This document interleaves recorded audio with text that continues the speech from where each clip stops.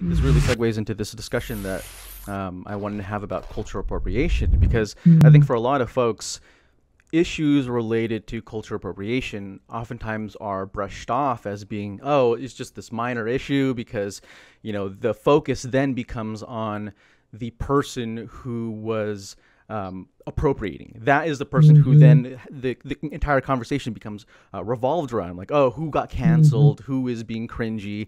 And oftentimes it feels like this focus on the embarrassing or this cringy person overshadows the main discussion about the real appropriation of people, of communities, of cultures.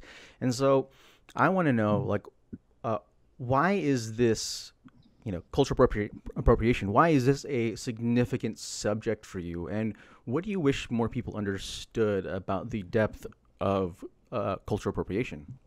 Mm-hmm. What you just brought up, in my experience, is part of a larger conversation called reverse victimhood, right? And in my opinion, it's misleadingly called fragility or white fragility or straight fragility, male fragility, etc. Right? And by the way, fragility was that term was invented by a white woman, and when she wrote the book White Fragility, and she's way profiting from anti-racism work, which she shouldn't be as a white person, which is a whole other conversation we could get into later.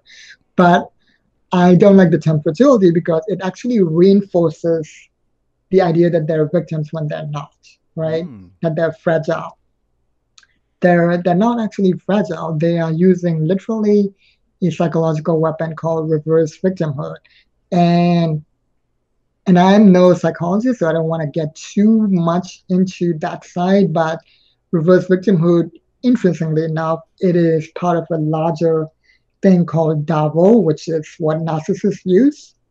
DAVO is an acronym for defend, attack, reverse victimhood, offense, right? Mm. Where the oppressor or the abuser or the bully would turn the tables around, right? And Mm-hmm. this is where we get the term white tears as well, right? Mm-hmm. They might even start crying, right? And then they would claim they're the victims, and then they would accuse the people they just victimized as bullies, and that is reverse victimhood, right? Hmm. In my studies, they have used this weapon on both the larger macro scale and the micro scale, such as the white tears, for centuries. Like a big example is uh, the British centuries ago. I don't know how long ago, but when they were having a battle with Kali worshipping tribes in India, Mm-hmm. and I'm Indian, I'm South Asian, I'm Punjabis, and they may or may not be my ancestors. They might have been. And the Kali worshipping tribes were defending back their land because the British were attacking them. Mm-hmm. So the British in response, they did a narrative warfare first, right? They decided to call the Kali worshipping tribes thugs, Hmm. and then they criminalized all of them as thugs, and then they killed, in the basically a genocide, 10 million people, including newborn babies. So I see reverse victimhood as, you know, something with a long legacy of genocide and colonialism happening.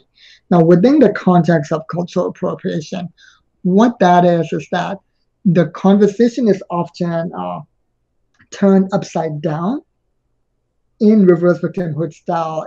It's turned into, oh, like, why can't I, as a white person, for example, if I'm white, Mm-hmm. or why can I, you know, do what I want and have this freedom of expression, or why can't I follow the religion that I want?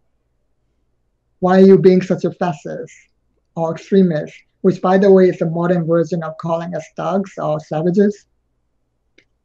And that is that's the upside down thing that I'm talking, the reverse thing, because the real conversation is why can't the people of the actual culture practice their culture in peace, Mm-hmm. right? Why can't Black women let their hair grow naturally on top of their heads? Mm-hmm. Why is it that in California they had to make a law called the Crown Act so that employers don't discriminate, to let them let their hair grow, right? Mm-hmm.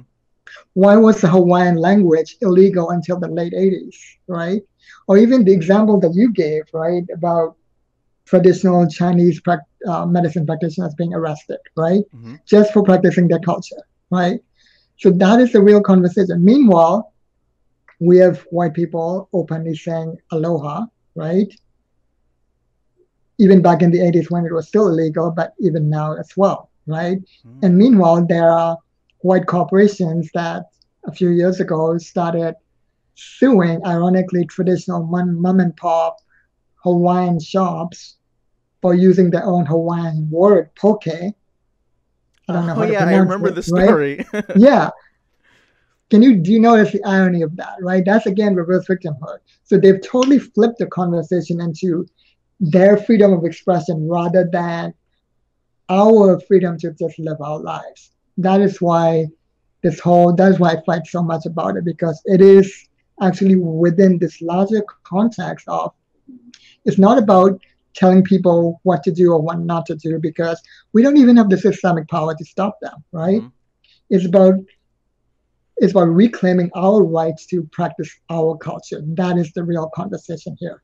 Yeah, and I'm glad that you put a name to it about this idea of reverse victimization, because that really does Mm-hmm. explain a lot of these. It's like those Karen videos of people who get Mm-hmm. caught being racist, abusing people, but then once they find out that they're on camera, it then becomes about their white tears. It becomes about the fact that, oh my gosh, you're embarrassing me. My life is going to be ruined, and yet they're out here ruining other people's lives.